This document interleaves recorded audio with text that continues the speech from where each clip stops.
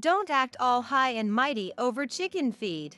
Even if my mother-in-law doesn't pay the mortgage, we've got plenty of money. Yeah, well, if you're so proud of that, then stop paying it.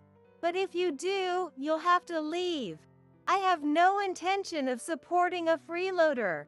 Calling me a freeloader to my own face. I've had enough of this.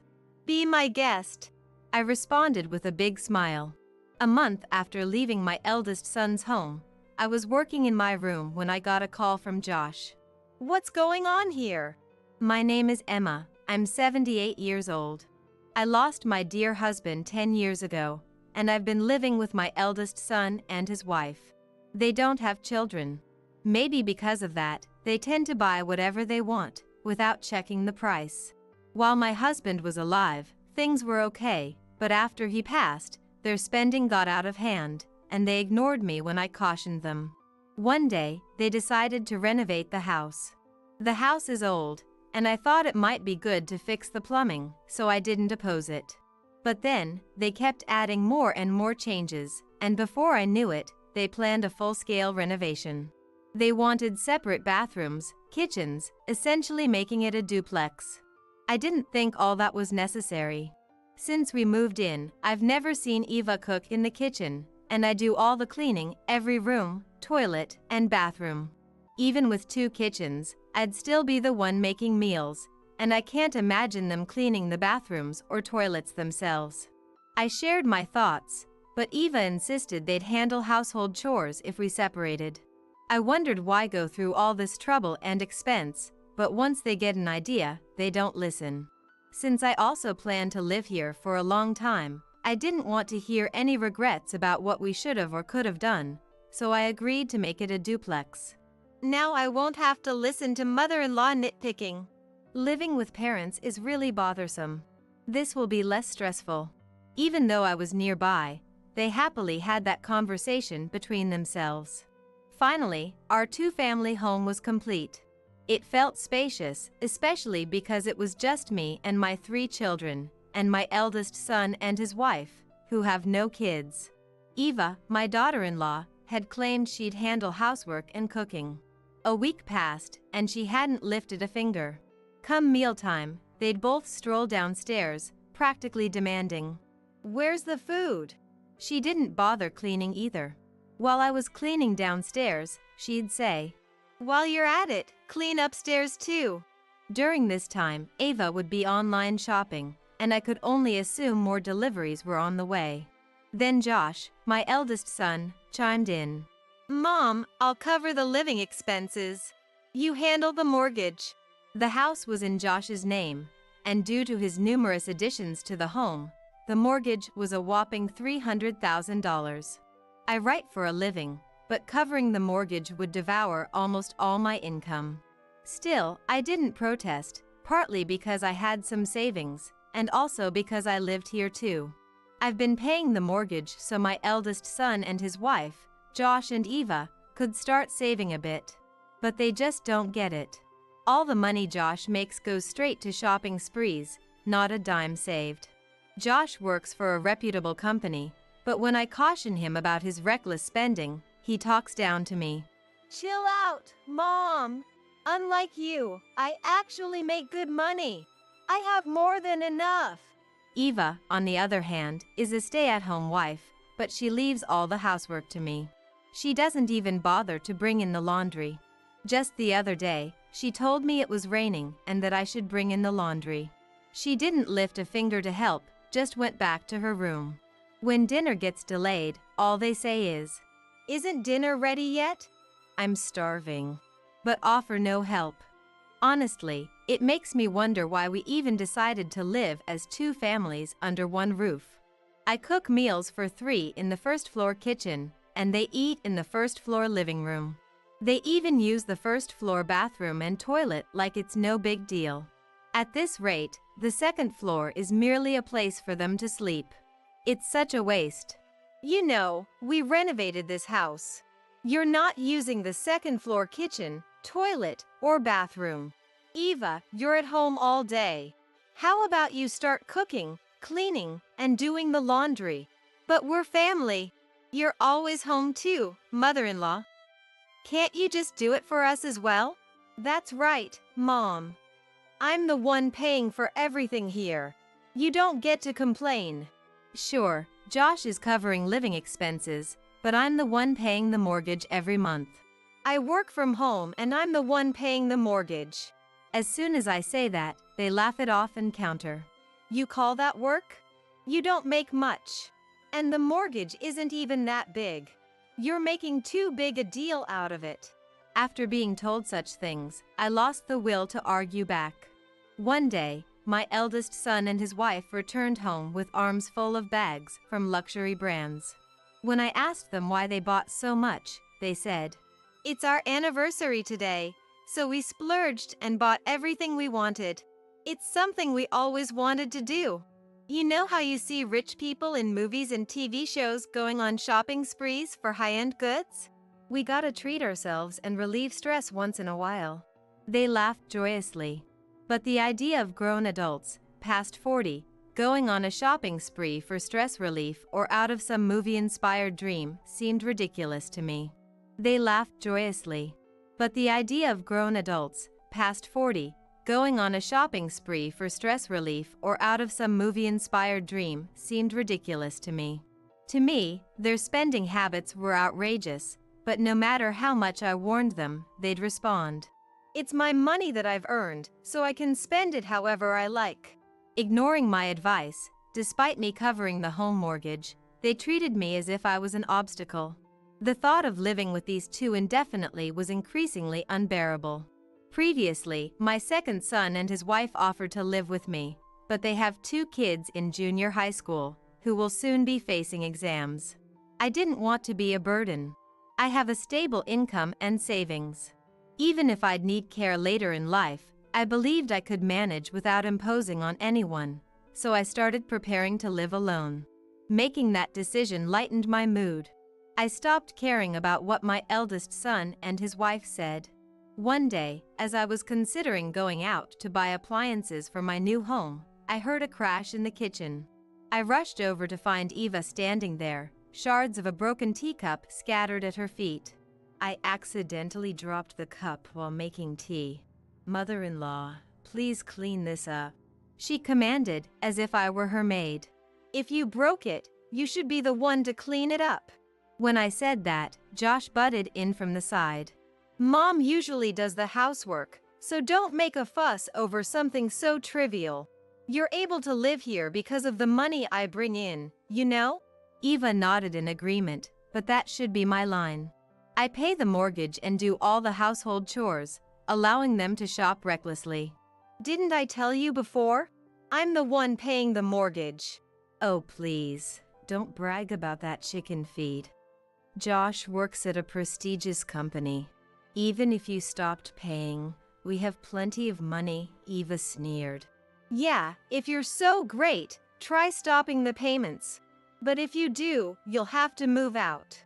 "I have no intention of supporting someone useless," Josh added. "Useless," he says, to his own mother. That was the last straw. I can't take it anymore. "Sure thing," I said with a wide smile. The feeling of floating on a cloud came over me when they finally asked me to move out. Time to take action. I stopped paying the mortgage as they asked, packed up my belongings within a week, and moved into an apartment I had rented. As I was leaving, Josh said, "Look, I'll forgive you if Mom apologizes." "Why should I have to apologize?" "No thanks, I'd rather not. Knowing I don't have to see your faces anymore makes me quite happy." "Huh? Don't come crawling back." "Believe me, that day will never come. Take care, both of you." I left the house with a sense of freedom. Later, I called my second son and his wife to tell them I had moved. They were concerned, but their kids offered that I could live with them. I thanked them, but I already had a new place, and to be honest, was looking forward to living alone. Writing from home, living just for myself, it was something to look forward to. 1 month after moving out from my eldest son's house, the stress had disappeared and I was thoroughly enjoying my solo life. Then, one day while I was working in my apartment, I got a call from Josh. "Hey, Hey, what's going on? What do you mean? $2,500 was withdrawn for the mortgage. And your point is? What?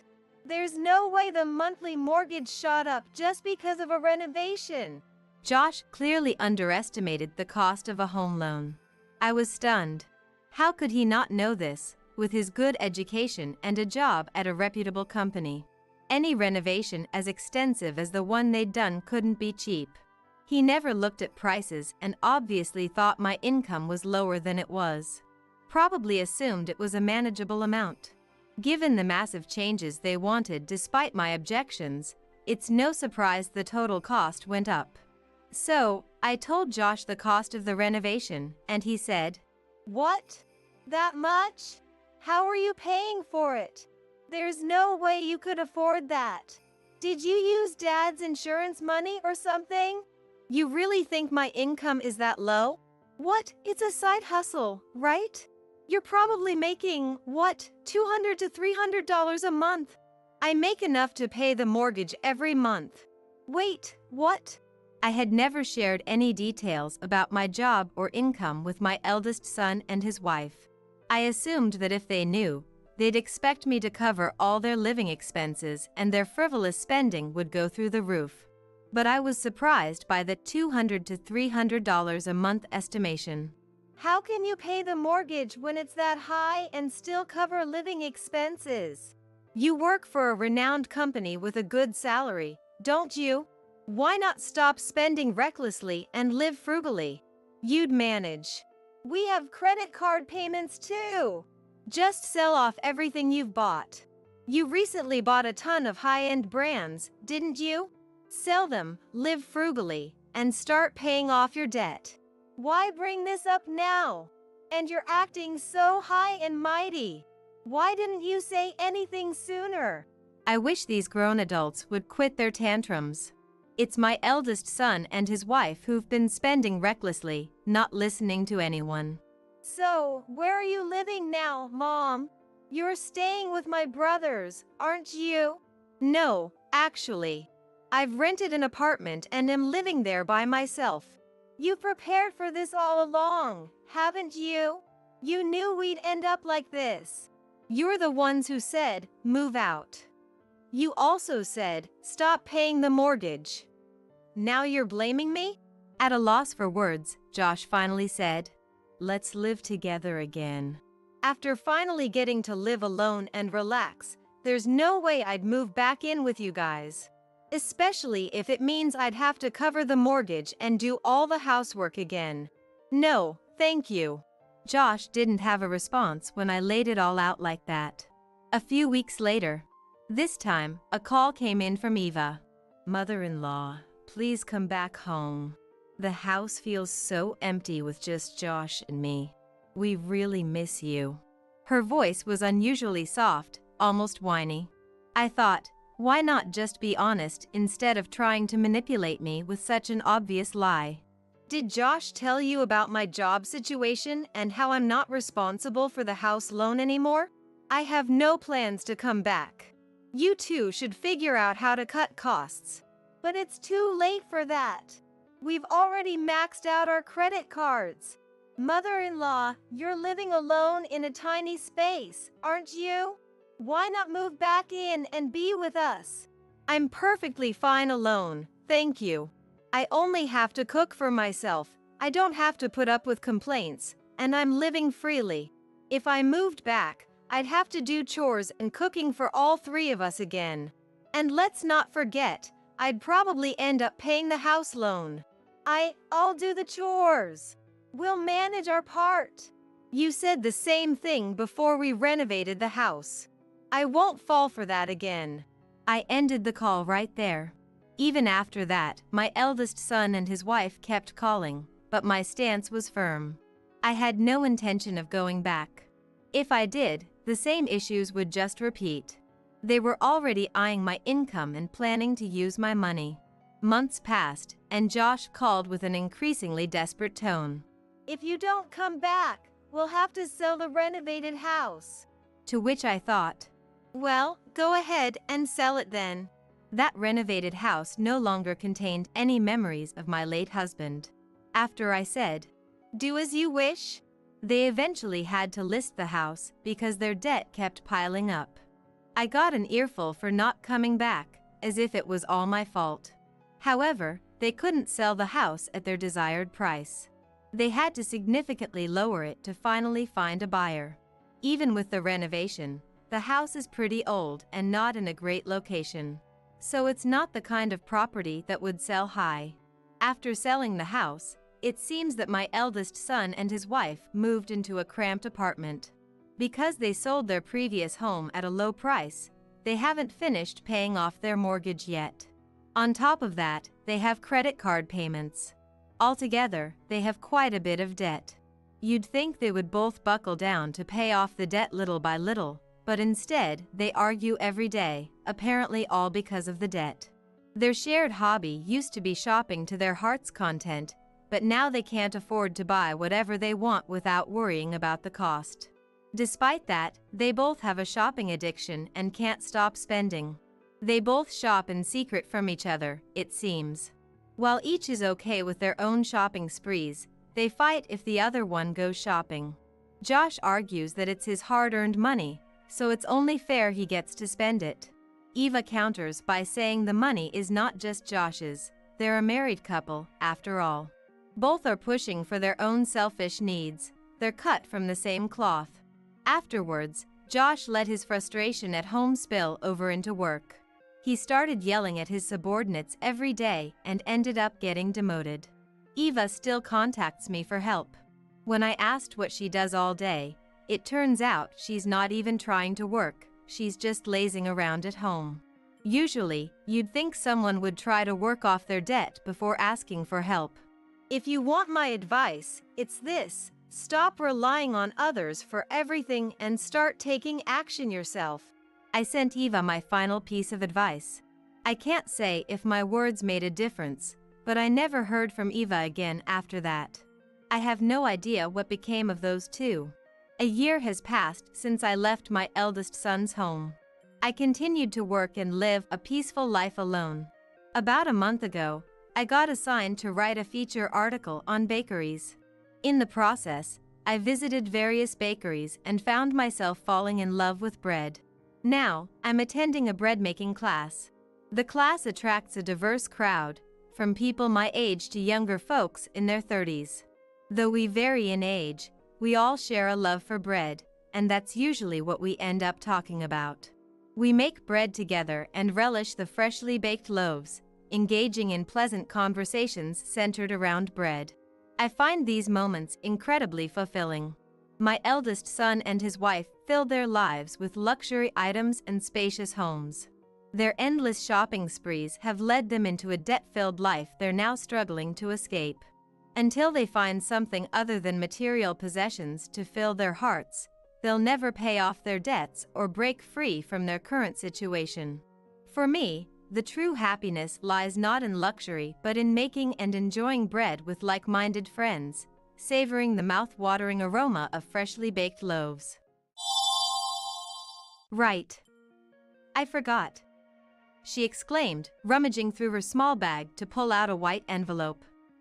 What's this? It's a letter I got from Grandma. She told me to read it in secret, away from Caleb. I took the letter from Scarlett. Just then, my sister arrived to pick Scarlett up, and I handed her over. After saying goodbye to Scarlett, I quietly opened the letter. Glancing over it casually, I was shocked. What? You're kidding, right? The content was hard to believe. Rushed, I went back to where Caleb was. As soon as I returned, Caleb spoke in a whiny tone. "Hey Evelyn, I'm thirsty. Could you get me some juice or something?" Ignoring his request, I swiftly flipped back the comforter and reached for Caleb's pants. What? Evelyn? Without hesitation, I pulled down his pants. What the heck are you doing all of a sudden? Caleb yelled, hastily trying to pull his pants back up. I sighed at the unfolding scene. Looks like Mom's prediction was right. Hey! What's the deal with suddenly pulling down someone's pants? Are you taking advantage of my inability to move? That's awful, isn't it? Caleb looked up at me, perplexed. Indeed, it was wrong to do it without saying anything.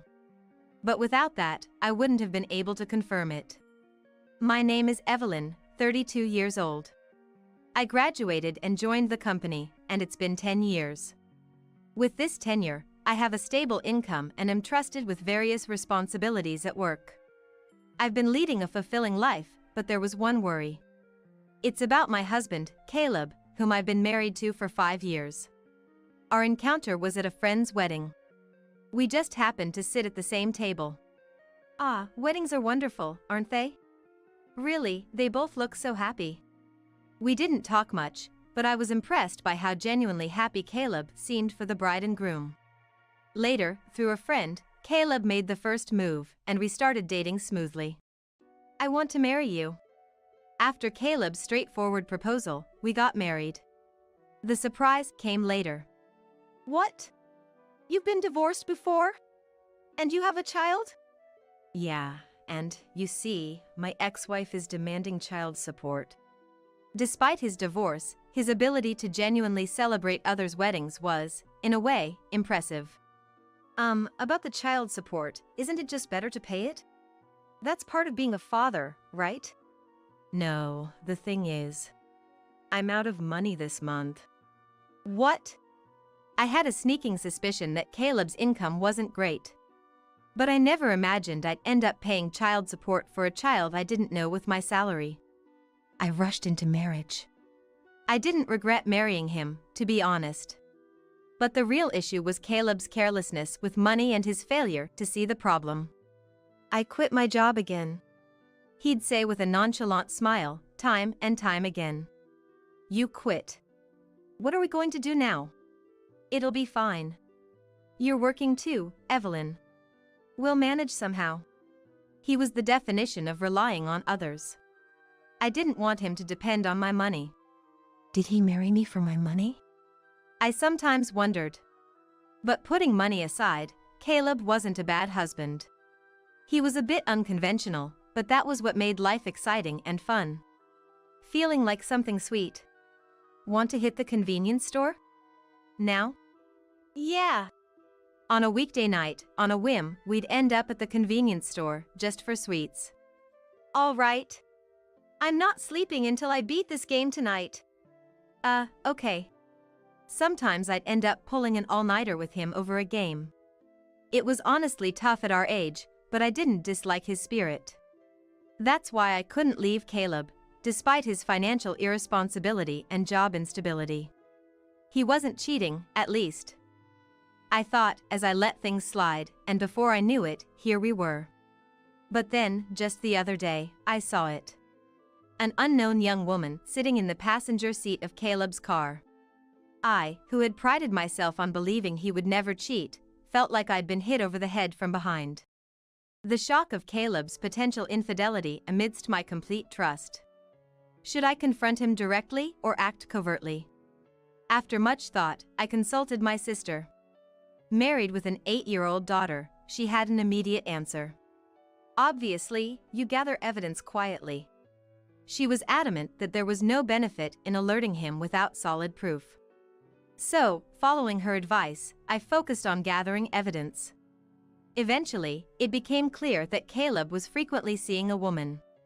Her name is Abigail. She was the daughter of the owner of a private clinic where Caleb was a client. They mostly met on Thursday afternoons, driving around in Caleb's car. And I managed to capture them entering a hotel together several times. I thought he was honest about women at least.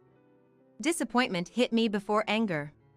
Married life wasn't unpleasant, but it wasn't easy either. In addition to the child support, I found out about his debt. Both were from before our marriage. Things I should have known about or were none of my business. He married me without disclosing these facts. Wasn't it almost like being deceived? There were times when I thought that. And I took pride in the fact that he was faithful. I never imagined even that would be betrayed. I'll confront him with everything and then leave. Caleb, carefree and nonchalant as ever. probably had no clue I knew about his secret. I wanted to give him a surprise for once. So, I was contemplating the day to reveal everything.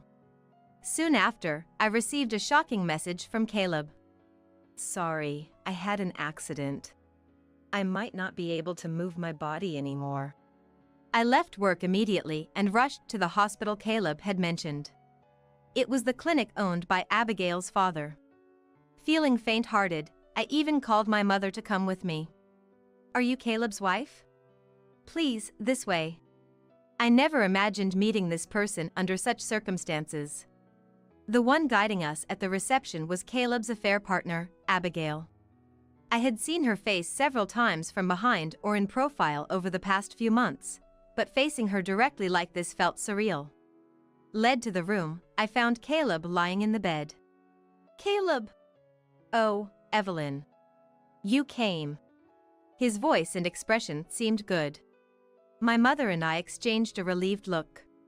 The message had startled us, but he seemed to have only minor injuries. What a relief, I thought. But then, the doctor's next words left me speechless. "There's a high possibility that Caleb has become hemiplegic." "Hemiplegic?" "It means, in Caleb's case, the right half of his body might not move anymore." "Is there no chance of recovery?" The doctor closed his eyes as if in deep thought. "It's difficult," then said. I found myself sobbing uncontrollably, supported by my mother. After calming down a bit, Caleb began to speak hesitantly. "This hospital, because of its facilities, can't accommodate long-term patients, so I'll be sent home." "But what about thorough examinations? Your right side isn't moving, right? There could be other reasons." "Well, I'm tired from the accident today. We'll revisit this." Caleb's words, somewhat hesitant, worried me, but I didn't want to push him. Reluctantly, I had my mother help me take Caleb back to our apartment. After laying Caleb in bed, I went out to the entrance to see off my mother. "Sorry for the sudden call today." "Thank you." "It's okay. But it seems the timing to confront him about the affair has vanished." "Indeed. What will you do now?" "If Caleb is truly hemiplegic, I can't abandon him just because he cheated." "I'll think about it. Remember, you're the most important to me." It seemed like my mother was advising me not to sacrifice myself for Caleb. "Thanks." She seemed to want to say more, but left with a complex expression on her face. The next day, my life caring for Caleb began. Although he was hemiplegic, the other side of his body worked, so the need for care was less than I expected.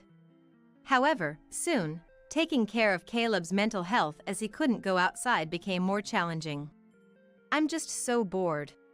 Surprisingly, he didn't complain much about his immobility, but his frustration seemed to stem from boredom. He would summon me frequently for trivial things, like wanting juice or needing his back scratched. These were minor tasks, but the constant demands wore me down. During such moments, my sister's daughter, my niece Scarlett, suddenly decided to visit our home. Scarlett and Caleb hardly know each other. Why she would visit under these circumstances was initially a mystery to me. When I asked my sister why, her reply was nonchalant. "Obviously, because I am worried about you. Even Scarlett at 8 years old is concerned about you." "That's sweet of Scarlett. I'd join if I could, but I'm swamped with work, and it's all I can do to arrange transportation. Mom seems busy too, but at least with Scarlett around, Caleb won't be able to throw tantrums in front of a child." Her prediction was spot on. With Scarlett present, perhaps due to his male pride or just plain embarrassment, Caleb drastically reduced how often he called for me. This gave me a chance to chat with Scarlett about school life, the latest elementary school trends, and all sorts of girl talk. But why does enjoyable time always fly by so quickly? As evening approached, it was time for Scarlett to leave. My sister called to pick her up, and though it was hard to part, it was time to say goodbye to Scarlett. "Okay, Scarlett. Your mother will be here soon, so let's wait outside." "Okay." As we headed to the entrance, feeling the reluctance, Scarlett suddenly seemed to remember something. Right. I forgot. She rummaged through her small bag and pulled out a white envelope. What's this? It's a letter I got from Grandma. She told me to read it in secret, away from Caleb. From Mom? Thank you. I received the letter from Scarlett. Right then, my sister arrived to pick Scarlett up, so I handed her over. After seeing Scarlett off, I quietly looked inside the envelope. It wasn't mailed but delivered through Scarlett, which seemed overly cautious. What could it contain? I casually read through and was stunned. What? You're kidding, right? The content was too astonishing to believe immediately. But my mother wouldn't fabricate such a lie. If this is true, I need to verify it. I hurried back to Caleb. As soon as I returned, Caleb spoke in a coddling tone. Did Scarlett leave? Yes, my sister just picked her up. Got it. Hey Evelyn, I'm thirsty. Wake me up and get me some juice or something. Ignoring his request, I swiftly pulled back the comforter and reached for Caleb's pants. What? Evelyn? Without hesitation, I pulled his pants down. What are you doing all of a sudden? Caleb yelled, frantically trying to pull his pants back up. I sighed at the scene unfolding before me. It seems Mom was right. Hey! What's the deal with suddenly pulling down someone's pants? Are you taking advantage of my inability to move? That's awful, isn't it? Caleb looked up at me, bewildered. Indeed, doing it without saying anything was wrong. But I wouldn't have been able to confirm it otherwise. Hey! Are you listening? Caleb raised his voice again, seeing me silent and looking down. Seriously. This uncertainty about the future is unbearable. Maybe it's time to break up? I said his thoughts out loud, and Caleb looked at me in surprise. Oh, you seem almost happy about it? Your face is giving you away. Caleb, looking flustered, covered his mouth. Happy? No way. But maybe you're right. With this condition, I'll just be a burden. Maybe it's better we part ways. Caleb sighed heavily, exuding a sense of resignation. I don't mind, you know? I'll take care of you. We vowed at our wedding, remember? In sickness and in health. Eh? No, but... Besides, it's not all bad. We can still talk like before. And now, I won't have to fret over your affairs anymore. Eh? I smirked mischievously. Oh, me? An affair? His eyes darted around. His lie transparent. Don't worry. You may have been capable before, but now, you can't move by yourself. You won't be able to cheat anymore. Now you're all mine. Caleb let out a small yelp and turned pale. Evelyn, actually, I was planning to leave you. That's fine. Leave it to me. But I feel terrible about this. Don't feel guilty. We're a couple, after all. Despite my reassuring smile, Caleb trembled like a cornered deer. But just rest for now. I'll go prepare dinner. Caleb couldn't say anything more. I left the room. Certainly, I'd cornered Caleb. He'd surely take some action. I had believed Caleb was truly hemiplegic. It was the clinic of Abigail's father. I wanted to have it checked at a larger hospital, but Caleb resisted, so it never happened. Now I understand why he was so reluctant about hospitals and treatment. Immediately after leaving the room, I listened at the door. I'd left it slightly ajar, so Caleb wouldn't notice. I couldn't see inside, but I could hear everything Caleb did. Help! I'm in trouble! Soon, I heard him speaking to someone. He was on the phone. Speaking softly, perhaps wary of me. That's what she said. Before bringing up divorce, she insisted we won't separate. What should I do? Escape? Impossible. I'm too scared. She must know about you and me. She's unusually persistent about infidelity. She must know already. I heard it all. Now it was clear. Caleb was on the phone with his affair partner, Abigail. Please! Say it's a call from the hospital. Get me admitted somewhere else, any hospital. Otherwise, I don't know what Evelyn might do. As Caleb pleaded with the person on the phone, I knocked on the door. Caleb? Are you on the phone? May I come in? Oh! I'll hang up now. After waiting a moment, I entered to find Caleb looking paler than before, lying in bed. You look worse than before. Are you okay? Oh, I'm fine. Well, maybe not. Can you take me to the hospital? Of course, that sounds serious.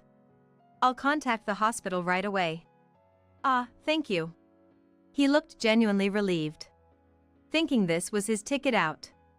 He's sorely mistaken. The real game is just beginning. I'll expose everything about Caleb and Abigail at the hospital. Upon arrival, Abigail greeted us. Caleb. Are you okay? Abigail. Thanks. I'm feeling a bit off. After what happened, it's understandable. Abigail smiled knowingly and looked at Caleb tenderly. Can I rest for a bit? I might even need to be admitted. He's not even a doctor to be making such decisions. But Abigail nodded understandingly and led us to a private room.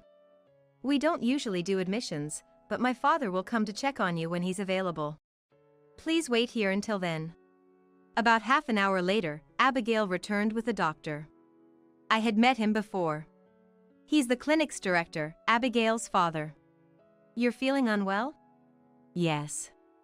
Their exchange of glances was awkward. As Abigail's father raised his stethoscope to his ears, I raised my hand. Let's cut the act, shall we? What? Caleb, Abigail, and her father. All froze, except for me. Evelyn, what are you suddenly saying? Ignoring Caleb's protest, I grabbed his pants like before and yanked them down forcefully. Whoa! What are you doing? Stop it! Caleb scrambled to pull his pants back up. As I said before, something's off, right? Are you worried that if I become hemiplegic and useless as a man? I see. You were only after my body. I'm disappointed. Caleb pretended to be upset, not noticing the expressions of the others in the room. After your body? Unfortunately, I'm not as lewd as you guys. What did you say? You still haven't realized? Realized what? As Caleb tilted his head, Abigail whispered in his ear. Finally understanding, Caleb's eyes widened in shock. No, this is, well, that. Hemiplegic? You move too quickly for that. Everything's been exposed. Why keep up this poor act? The letter from my mother had only a few lines.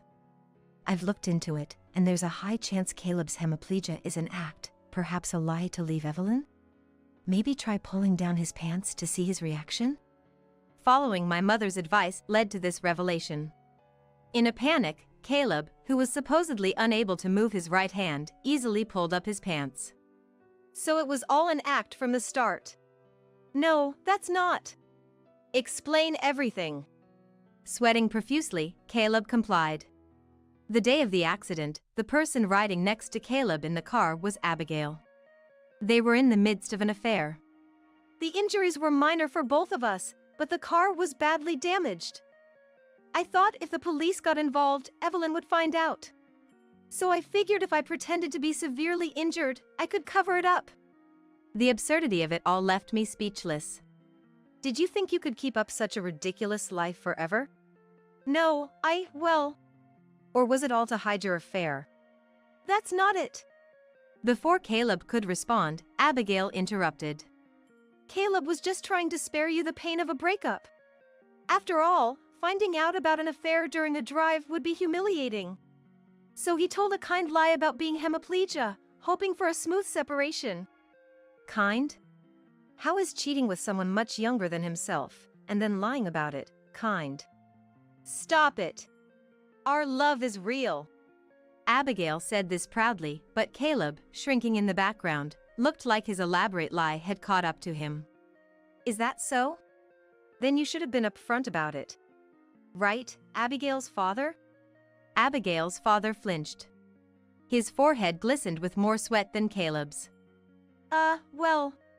The moment I realized the hemiplegia was a lie, I had a lot to say to you. Me? What might that be?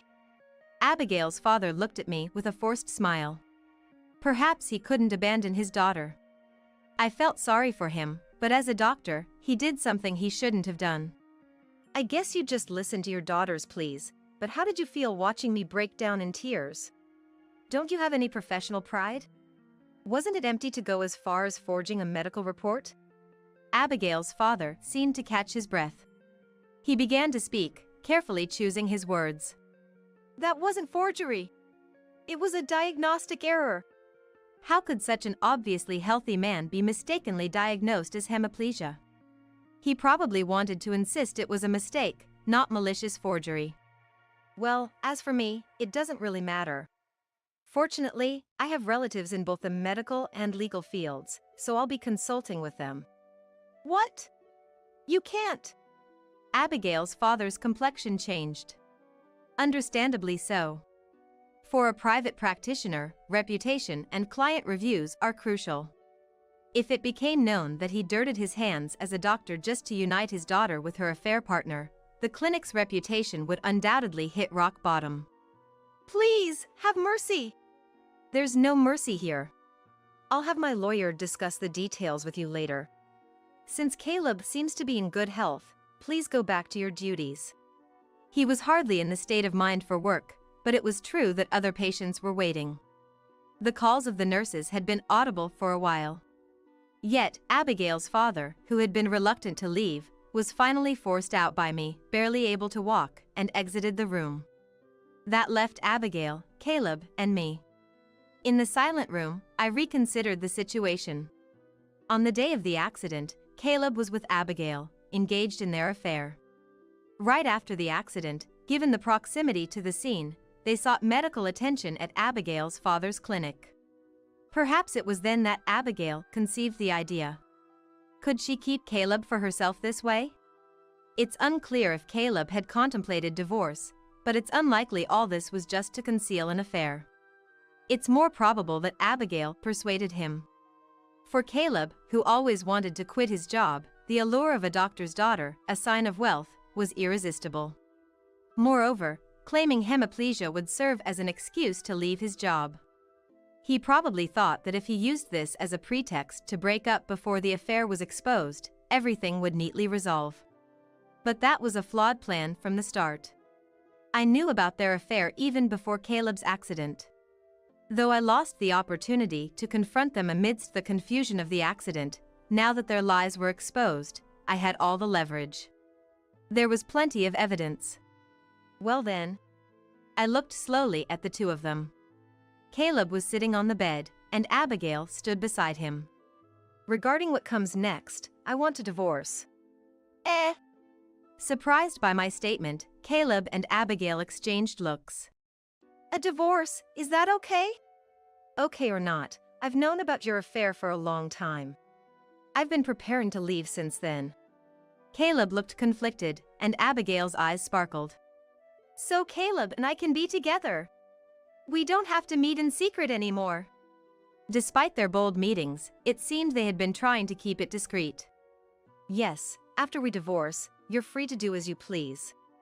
However, there are conditions for the divorce. Conditions? Abigail frowned in confusion.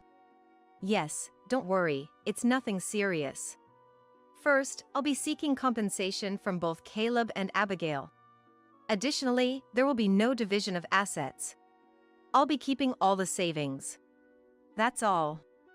Isn't that a bit unfair, Evelyn? Unfair? Have you forgotten that for the 5 years we've been married, I've covered most of our living expenses? That alone is more than the savings. Caleb, notorious for his laziness, has never held a job for long. His income was unstable and significantly lower than his peers. Moreover, he was a big spender, still not having paid off debts from before our marriage. Sure, Evelyn has helped me, but I've been working hard too. He seemed dissatisfied with the idea of handing over all the savings. Caleb stuttered and struggled to find the right words. I didn't want to prolong this confrontation and was considering setting a later date to talk things through when, unexpectedly, Abigail came to Caleb's rescue. Caleb! We've come this far, haven't we? Don't worry about money. Dad's here, and I'll take care of everything. More than anything, I want us to freely express our love as soon as possible. Abigail. Love conquers all. In front of his soon-to-be ex-wife, the audacity of their display was astounding. What did Abigail see in him? That was a lingering question, but her intervention wrapped things up. All right, I'll leave the divorce papers, compensation, and the specifics to my lawyer. I'll send your belongings to Abigail's place. I suppose we won't be seeing each other anymore. Well then. Take care. The two, already acting like a couple, cozied up to each other. I remembered something I had almost forgotten to mention. Oh, right. Don't forget to keep up with the child support payments. And try to at least make the interest payments on your debt. Abigail looked up at Caleb, standing beside her, in disbelief. What, child support? Debt? What's that about? Didn't you know? He has a child with his ex-wife. Oh, and don't get me wrong. I didn't steal him from his previous marriage. Caleb was already divorced when we met. A bit agitated. And the debt? Abigail asked. It was there even before we married. So, I don't know what it's for. How much is it? About $30,000, I believe. I smiled as I informed her, and Abigail's face went pale. Understandably so. With the added burden of paying me compensation, plus child support and debt, it's enough to make one feel faint. But we can work hard together to pay it off, right? Abigail, trying to motivate herself, clenched her fist and turned to face Caleb. Caleb. Yeah! And he nodded vaguely. Good for you, Caleb. You've got such a positive partner in Abigail. That should motivate you to find a new job. New job? Abigail's eyes were empty. Yes, because after this incident, Caleb hastily resigned. Now he's officially unemployed. He has no qualifications, so getting a full-time job might be challenging. But love conquers all, right? You'll manage. Abigail muttered under her breath. But still, there's that issue, she said. Abigail was clearly in shock, and Caleb was panicking. I waved goodbye to the two of them and left the hospital. Later, the divorce was finalized without issue. To my slight concern, Abigail's father paid all the compensation, probably fearing that I might spill everything. Considering the potential fallout if this incident became public, he probably thought it was a small price to pay. This cleared all obstacles for Caleb and Abigail. However, they didn't remarry immediately. Caleb was pushing for it. Right away. But, well, maybe. Abigail was hesitating. Furthermore, the two of them were constantly fighting, with Caleb never finding a job and Abigail reluctant to make their relationship official. Even if you think someone is your destiny, it's understandable to hesitate when faced with such a hopeless case. In my situation, by the time I realized everything, I had already grown too attached to Caleb. If it wasn't for that, I would have left him much sooner. Thanks to all this, I'm now enjoying a peaceful life for the first time in a while. At first, I thought I might feel lonely. Caleb, despite his many problems, was good at entertaining and pampering people. But once he was gone, I realized how much more comfortable life could be. No more sudden demands for sweets, no more all-night gaming sessions. Some might find that exciting, but it was too much for my 30s body. Now I can take care of myself, live each day with ease, and not always on the edge. No more stretching beyond my limits. I'm looking forward to a life that fits me, without overextending or pushing too hard.